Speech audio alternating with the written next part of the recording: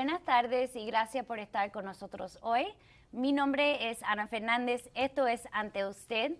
Y antes de empezar el programa, le quería decir las gracias a las personas que nos han dado comentarios y nos han mandado preguntas y ideas de temas para nosotros podemos invitar profesionales a hablar sobre eso.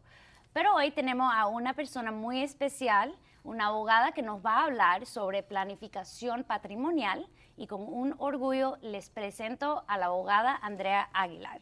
Andrea, mucho gusto, bienvenida. Gracias, Ana. Es un gusto para mí estar aquí contigo. Gracias por la invitación. Gracias por estar con nosotros. Y antes de empezar el tema de hoy, ¿nos puede decir un poquitico sobre Andrea, quién eres, por qué estudiaste las leyes y por qué está aquí en Miami? Oh, wow. Tenemos 2 horas, no mentira. Ok, soy peruano-americana. Soy originalmente de Perú, nací allá, soy migrante, vine hace aproximadamente 15 años, siempre quise estudiar Derecho, es parte de la familia, siempre quise especializarme en tributación porque creo que como abogados ayudamos a muchas personas a resolver muchos conflictos. Siempre quise hacer eso. Llegué aquí con diversos tipos de visa. Primero el interés mío fue estudiar, trabajar y fui por diferentes cambios. Estudié Derecho en el Perú. Y quise también practicar aquí Derecho, a la par aprender el idioma y bueno, empecé un camino un poquito largo de ingresar a la universidad, de pasar por los exámenes que tú ya conoces y después especializarme, seguir una maestría y enfocarme en tributación y planificación patrimonial. ¿Y cuánto tiempo ya tienes en esa área, planificación? Porque esto es una área que es muy especial y no muchos abogados lo hacen. ¿Y por qué entraste en eso también? Sí, realmente vine de familia, business, como decía, siempre he visto compañías que tienen problemas, tratando de, no problemas, el deseo de las compañías es, ok, vamos a construir la compañía, vamos a generar ingresos, ganancias, y por el camino, por no tener información, tienen problemas de tributación. Entonces ese siempre fue mi enfoque. ¿Cuántos años tengo practicando y ejerciendo? Me gradué en el 2015, después de ahí obtuve la licencia y seguí la especialización, entonces desde ese año, vamos a decir que aproximadamente 7 años, ya casi 7 años, más de 6 años en que estoy en esta área que es para mí impresionante. Y usted también tiene ¿cómo se dice? Un LLM, no sé cómo decirlo en español, pero una es algo maestría. muy... Sí, es muy especial y tiene que ver con taxes, impuestos. Sí, sí, porque incluso yo estoy en St. Thomas University, que está aquí en Miami Gardens. Ahí ese programa nos da un certificate en tributación. Aparte del JD, cogí el certificate y me di cuenta que no es suficiente porque para poder dar consejo en esa área, dije, no es suficiente. Y nuestros profesores nos dijeron, no, necesitan más especialización. ¿Y cuál es el siguiente nivel? Pues ir a una maestría, obtener una maestría en Derecho, y eso es lo que se conoce como un LLM. Y a la par también hice un certificate en International, también, o sea, la escuela que la que fui, Georgetown, nos da también un certificado de especialización en la misma maestría, porque esos temas son un poquito complejos. Sí. Vamos a hablar sobre eso. ¿Nos puede explicar cuáles son sus típicos casos? Y sí, ¿cuándo es que una persona necesita un abogado como usted? Oh, sí. No es tan complicado, es algo súper sencillo, algo que puede pasar a cualquier persona que nos está viendo. Una persona inmigrante, por ejemplo, que de repente ya se ha establecido en su país de origen, que tiene una cuenta de banco, de repente tiene compañías, entonces que decide ingresar a los Estados Unidos. La preocupación que tienen ellos es, ok, ¿cómo me establezco? ¿Qué tipo de visa obtengo? Y están bien en esa área. El problema que yo veo es que como ellos no están enfocados en, qué es lo que tengo que reportar con el IRS, no se dan cuenta de esas obligaciones o no buscan esa información. Entonces, cuando llegan a mí, llegan un poquito tarde. Llegan cuando, por ejemplo, no están en proceso de incumplimiento. No han reportado esas cuentas porque no sabían que existe esa ley que les obliga a reportar unas cuentas en el exterior. Ya están aquí y no han reportado ya. A veces ellos me dicen, pero yo ya he cumplido con todo en Ecuador. Si soy de Ecuador, de Colombia, de Perú, yo ya pago mis impuestos allá y estoy al día. Lo que ellos no saben es que cuando ingresan a los Estados Unidos les impone a ellos obligaciones de pagar tributos sobre todo lo que tengan en el mundo. también les obliga a ellos obligaciones de reportar determinados bienes sobre, si se encuentren en, no sé, en la China, en todo el mundo. Entonces eso es algo difícil para ellos de repente de entender o asimilarlo, entonces no entienden que si están en cumplimiento allá, ¿por qué se están metiendo en problemas con el IRS? Llegan a mí porque tienen esa duplicidad, tienen contactos con otros países y eso lo vemos pues en todos lados, ¿no? Estamos en Miami, Ajá. que es el centro de toda Latinoamérica. Todos vienen aquí a visitar, a comprar propiedades y dependiendo de si solo se están estableciendo aquí, tienen problemas diferentes, ¿no? Si ya son americanos, se establecieron aquí, entonces tienen que reportarlo del exterior. Hay otro tipo de cliente también que es muy importante, que ellos, para mí en mi mundo, ellos no están viviendo aquí, pero ellos vienen a invertir. El real estate en Miami, ese mercado de venta de bienes raíces, pues es, hemos visto este último año, es un Muy boom, caliente. muy caliente, como le dice, sí. Entonces ellos vienen y el problema que tienen esas personas extranjeros, que de repente dicen, no, yo estoy bien en Colombia, yo estoy bien en Chile, voy a vivir allá, pero yo quiero invertir en Estados Unidos porque ese mercado es muy caliente, lo vamos a tener muchos beneficios, cuando yo venda la propiedad va a ser muy bueno para nosotros. Ellos no se dan cuenta que aquí los Estados Unidos les impone un tributo de sucesión por encima de los $60,000 de inversión. Entonces ellos vienen a mí cuando de repente alguien falleció y dicen, Andrea, ¿por qué tengo que pagar este impuesto? Me está diciendo, antes de vender la propiedad hay una retención, que es FERPTA, que es este impuesto de 40% que le tengo que pagar al IRS. 40%. Sobre $60,000, hasta un 40% sobre $60,000 que les aplica a los extranjeros. ¿Ves que es horrible esa ley? Oh my gosh. Pero hay una manera de evitar ese tipo de ley o de evitar ese tipo de 40%. Exacto, sí, hay muchas maneras. Por eso es que es importante que ellos hablen con alguien que sepa sobre esas leyes para que ellos les informen y luego ellos tomen decisiones informadas. Porque si ellos saben que eso le va a venir, entonces que ese impuesto va a venir, si es que esa propiedad está a título personal sobre un extranjero, de repente ellos pueden pensar, oh, ¿cómo me protejo? Como lo acabas de mencionar, ¿qué es lo que puedo hacer? Y hay muchas formas. Nosotros establecemos, de repente les informamos a ellos que no lo pueden tener a nombre personal, de repente pueden tenerlo a través de una compañía extranjera. Entonces el dueño de esa propiedad no es una persona natural, no es una persona humana que falleció, sino la compañía extranjera y sobre eso no hay impuesto. Otra forma es los trusts irrevocables, los fideicomisos irrevocables. Entonces, hay diferentes formas que se tienen que analizar considerando muchas cosas, porque no le vamos a proponer a ellos que pongan una estructura de protección cuando de repente su inversión es pequeñita, cuando de repente solo están comprando una propiedad de $300,000 o $500,000. Cuanto mantener una estructura de protección patrimonial les costaría mucho. Lo importante es que ellos sepan que esas leyes existen, para que cuando ellos las tengan que afrontar, sepan cómo hacerlo. Porque otra opción que ellos tienen también, por ejemplo, es una póliza de seguros. Hay muchas opciones, esto es un mundo, como ves, interesante, pero eso es algo que yo veo que sucede en cada momento y muy frecuente aquí en Miami, que hay mucha inversión extranjera, no solo en real estate, también hay cuentas en inversiones, cuentas de portafolio, en los bancos.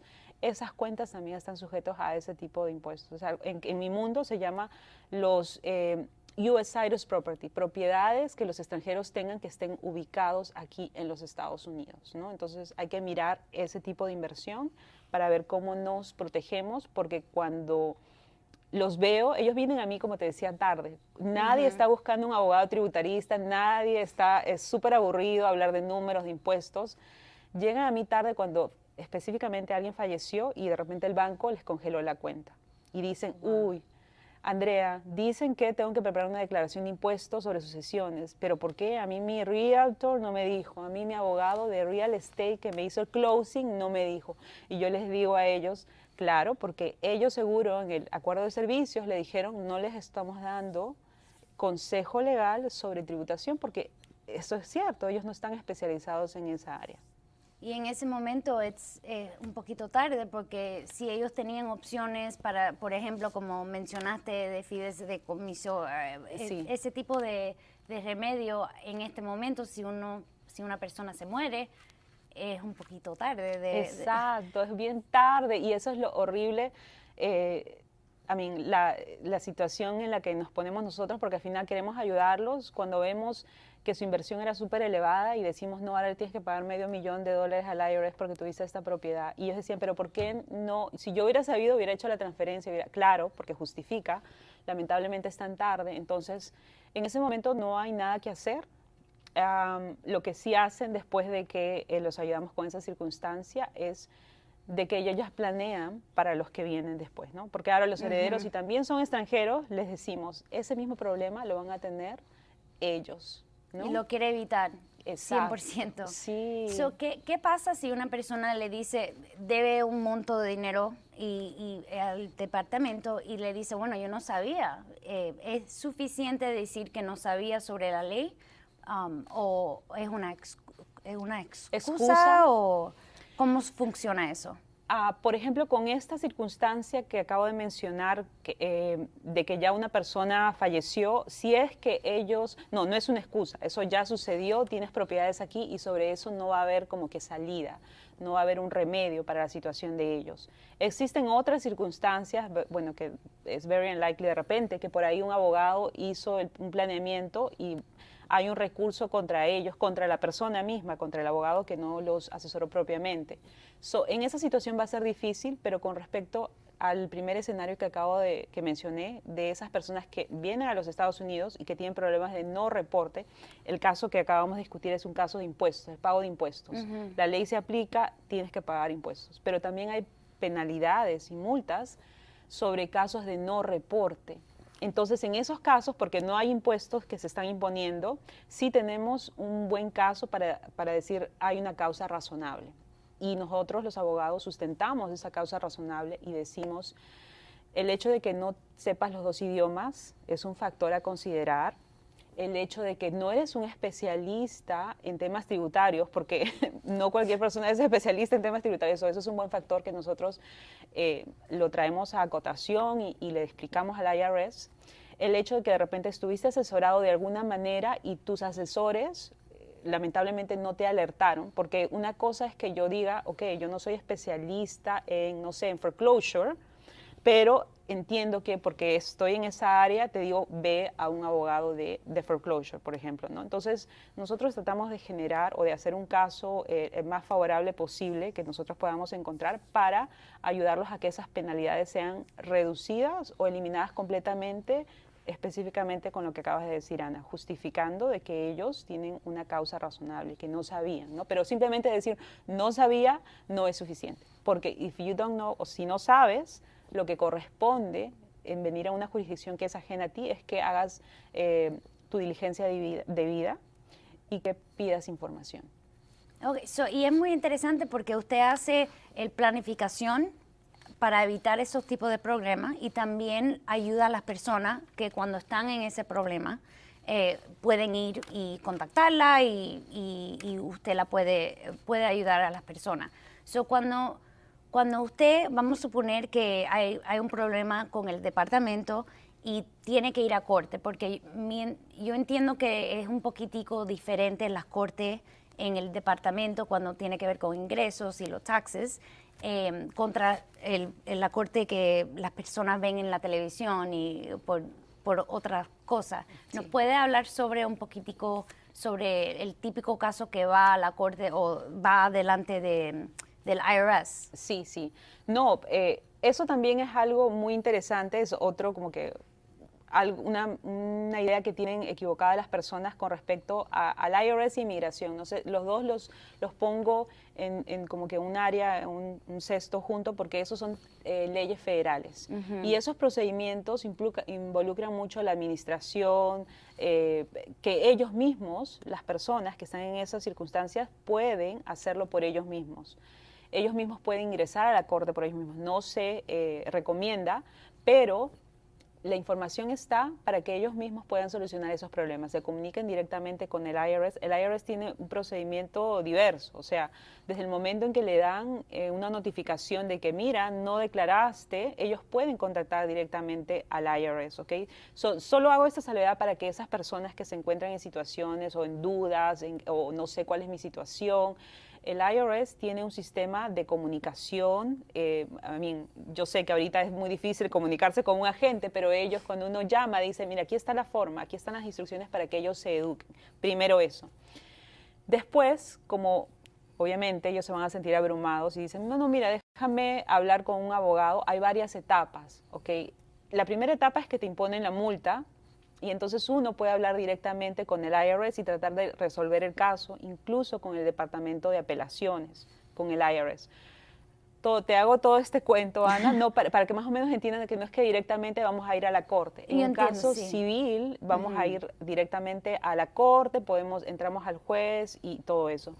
Como hay que proteger el debido proceso del contribuyente, tenemos varias etapas donde de repente se pueden solucionar esos casos.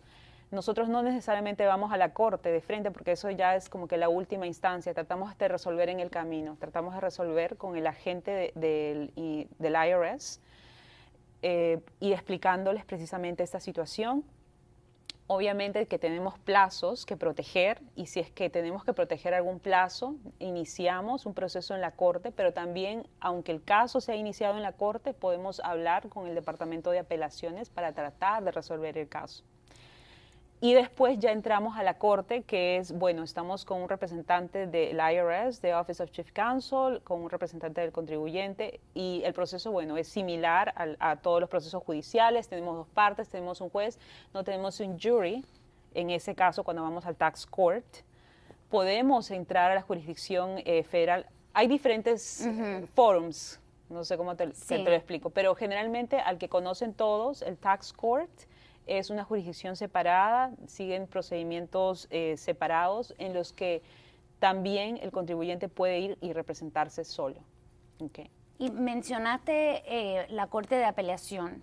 ¿Qué significa eso? ¿Eso es cuando una persona recibe una multa y no están en acuerdo sobre eso? ¿O qué es la diferencia en entrar en esa corte o la Corte de Apelación o ir directamente a IRS y tratar de negociar? No es una corte de apelación, es un departamento en el IRS con unas personas, porque tienes varias partes. Te imponen una multa, entonces hay un departamento que hace la revisión de ese caso. Entonces esa persona ya te denegó, tú les trataste de hablar con ellos y negó tu caso. Entonces hay otro departamento dentro del IRS, que es el Departamento de Apelaciones, donde hay otros agentes, otros representantes del IRS, y es ahí donde nosotros hablamos, a veces con ellos. ¿Por qué? Porque de repente en este nivel las personas no están muy especializadas. En este Departamento de Apelaciones, ellos ya son más especializados, tienen un equipo diferente, lo revisa de nuevo y decide con nosotros, con conversaciones, y analizan el caso para decidir que de repente reducen la penalidad. Por ejemplo, tengo un caso, te voy a poner un ejemplo, donde había un contribuyente que le pusieron multa por no reportar sus retirement income, los ingresos de retiro. Que él decía, no, pero usé ese dinero para los estudios.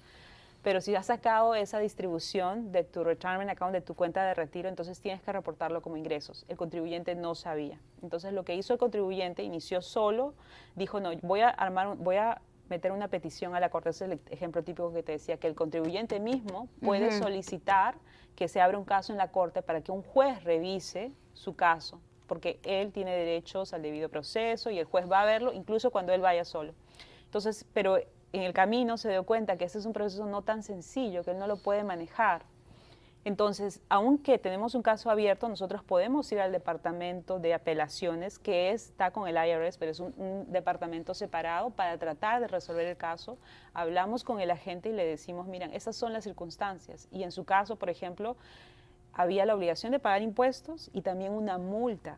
Entonces, si yo determino de que, ok, si tienes que pagar impuestos, pero entonces ahora vamos a establecer las comunicaciones con el Departamento de Apelaciones para que te reduzcan esas penalidades, se puede hacer, se puede conseguir. Entonces ahí es donde se inician las negociaciones, donde nos dicen, ok, lo reducimos al 50%, que es bastante. Si estamos hablando, no sé, de multas de 10, 20 mil, 50 mil dólares, es bastante. Al 50%, pienso que sí, que hay un caso. Y ellos también analizan el riesgo de que si esto continúa, si pueden ganar o perder de acuerdo a los argumentos que presentemos cuando ya llegue a la corte. ¿no? Entonces lo que tratamos de evitar es de repente tener un settlement, una negociación antes de llegar a la corte, porque pues en la corte ya va a ser un proceso un poquito más complicado, ¿no? De abogados, filings, hearings y así, muy complicado. Pero ese es el camino, ¿no? Entonces, la idea que yo tengo y en lo que enfoco más, como ves, de ver todos estos procesos que de repente es complicado, ¿por qué seguir ese proceso cuando esas personas que van a invertir o que van a mudarse a los Estados Unidos, con un poquito de información pueden evitar todo este camino que es un poquito engorroso, caro y que trae mucho frustración en fin, cuando tengo que ver esos casos es muy triste y yo digo, wow, se pudo haber evitado con conocimiento. ¿Y usted ha manejado casos que van hasta el fin a la corte? Sí, en ese caso mi especialización no es litigar, tengo socios con los que voy a ese nivel. ¿Y cuáles son los típicos casos? Porque obviamente no es que ellos son razonables, pero se tiene que mirar como usted mencionaste, que es caro, es la ley, van a tener que pagar algo, pero ¿cuándo es que un caso llega hasta el fin? Porque obviamente, bueno, para mí es claro, no sé si estoy correcta, pero si va al fin es porque hay algo que se tiene que estar decidido por un juez, porque no es 100% y no es que usted tiene un caso mejor que el mío, pero sí que tiene que tener un juez que determina el problema final. No es tan sencillo como eso. El problema con las leyes tributarias es que tenemos bastante áreas donde no tenemos las reglas súper claras que se aplican. Entonces, en el camino del planeamiento, todos los tributaristas tenemos que tomar posiciones tributarias. Entonces, es ahí donde nosotros también analizamos y decimos, de repente en el camino, en el settlement, que de repente nos conviene resolverlo aquí, porque la posición que se está tomando o que la tomaron ellos en algún momento para o no reportar, a mí estoy hablando de casos sencillos, pero a veces cuando se envuelven compañías y los ingresos que no se reportaron o los contratos entre compañías extranjeras y bla, bla, bla, con las compañías que están establecidas aquí, uno toma posiciones tributarias. Entonces, cuando las posiciones son muy agresivas, ya sabemos que de repente no vamos a ganar si lo llevamos a un juicio con la corte. Entonces son decisiones. También cuando una persona puede sentirse motivada a hacer un settlement o a ir a la corte. Tú sabes que la corte es un proceso caro. Si estamos hablando de una multa de $50,000, por ejemplo, de repente ellos dicen, bueno, no, ¿cuánto me va a costar entre attorney's fees? Mejor hay que tratar de evitar llegar hasta el final, ¿no? Por la parte del cliente. Pero si estamos hablando de una multa de $500,000, de $1,000,000, ellos dicen sí, ok, había una justificación legal para que nosotros tomáramos esa posición o analicemos ese caso de causa razonable que te acabo de mencionar. Los factores justifican realmente, entonces ahí es donde tenemos que hacer ese análisis. Si es que la penalidad es muy elevada, y sí hemos visto casos donde son muy elevados, entonces sí justifica, y si tenemos argumentos, para eso estamos nosotros ahí, para poder ayudarlos y ayudarlos a analizar el caso y decirles, ¿no?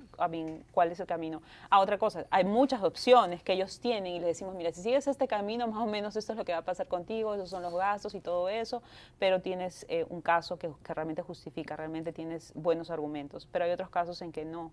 Lamentablemente hay, y tú sabes, no sé si has escuchado, hay gente que incluso esconde su patrimonio, porque si están por encima de, por ejemplo, no sé, 11 millones, la exclusión que te imponen 40% cuando falleces, muchas personas crean compañías extranjeras, no sé, en Netherlands, el Panama Papers, los escándalos que viste que pasó, es porque ellos lo hacen a propósito, no quisieron compartir información. Entonces, en esos casos, definitivamente el IRS tiene un buen argumento para ganar. Entonces, en esos casos hay que ver si es que hay un procedimiento que me permite decir, I'm sorry, lo siento, sí, me equivoqué, voy a pagar este porcentaje, ¿no? Que hace unos años había un procedimiento que se llamaba OBDP, que ya terminó, para ese tipo de casos. Entonces, es un poquito complejo, depende de cada circunstancia, depende de cuál es la situación, qué es lo que pasó, de una búsqueda y ver qué es lo que hicieron ellos para estar en cumplimiento. Y si los gastos de abogado a veces es lo que las personas tienen un motivo de hacer un acuerdo de settlement o seguir. Y como mencionaste, depende en el dinero. pero la ley le da un recurso a las personas para coger su gasto de abogado si ellos ganan. No. No. No. Wow. Ah, Porque pero a veces hay ciertos yo que sé. sí, pero yo me imagino porque como es el IRS es un poquito Sí. diferente. Ana, pero sabes que hay muchas instituciones, porque estamos hablando aquí de casos un poquito grandes, pero de repente hay casos un poco más pequeños, porque tú sabes que aquí en Miami-Dade County tenemos tax clinics, donde hay Ajá. abogados. Miami-Dade, por ejemplo, yo conozco a Marian Davids, Legal Services of Greater Miami. Ella es una abogada, tiene casos, o sea, la explicación que hice al principio de que, ok, si ellos sienten que tienen un buen caso, que por el hecho de contratar a un abogado no los debe detener, ellos pueden iniciar el proceso. Hay Tax Advocacy Services, que el IRS es un departamento del IRS, donde hay una persona que los ayuda. Ellos sí tienen recursos. Por el hecho de que va a ser muy caro, no, ellos deben sentirse motivados o desmotivados a no iniciar su caso, si es que eso sucede, ¿verdad? Para las personas que de repente las penalidades no son tan elevadas, estamos hablando de $5,000, de $10,000, y también tienen bajos ingresos, hay tax clinics, como te decía, aquí en Miami-Dade County. Mi propia universidad, St. Thomas, tenía un tax clinic, tiene un servicio de preparación de impuestos gratuitos. Entonces, abogados que lo hacen pro bono.